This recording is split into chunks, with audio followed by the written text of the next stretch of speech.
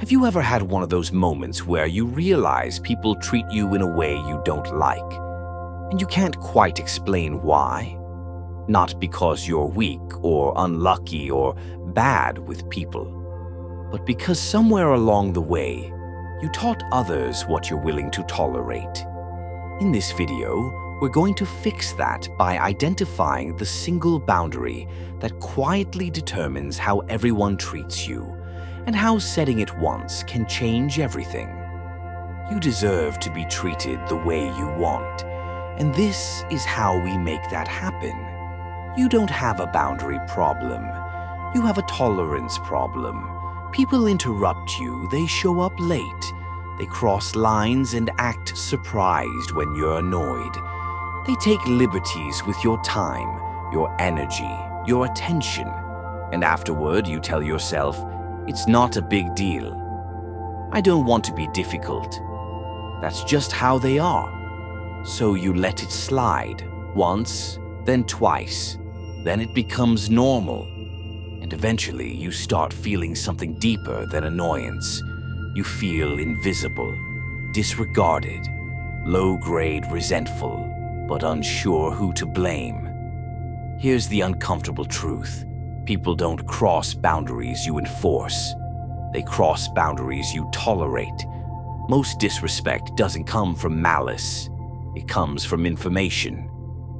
Every time you allow something you dislike to continue, you're teaching people a rule. Not verbally, behaviorally. You're saying, this is acceptable. This doesn't cost anything. You can do this again. And the more consistent the tolerance, the stronger the rule becomes. This isn't your fault. You didn't choose this consciously. Most people are taught to be agreeable, flexible, understanding, especially early in life. You learned that keeping things smooth was safer than creating friction, so you adapted. That adaptation made you likable. It also made you predictable. You're not broken. You're just running a pattern that worked once and now works against you. Here's why most people fail at boundaries. They think boundaries are conversations. They explain, they justify, they negotiate. They say, I just want you to understand how this makes me feel. But boundaries aren't about feelings, they're about consequences. And a boundary without a consequence is just a request. Requests get ignored. So let's get precise. You don't need 10 boundaries. You don't need scripts. You don't need to confront everyone in your life. You need one. One internal line you stop crossing. Because the most powerful boundary isn't what you say to others. It's what you stop doing. Here it is. Stop responding to behavior you don't respect. That's the boundary. Not arguing, not explaining, not escalating. Withdrawing participation. If someone disrespects your time, you don't lecture, you disengage. If someone keeps pushing after you say no, you don't justify. You repeat the boundary once, then stop engaging. If someone treats you casually, you stop offering access. No anger, no speeches, no drama. Just consistency.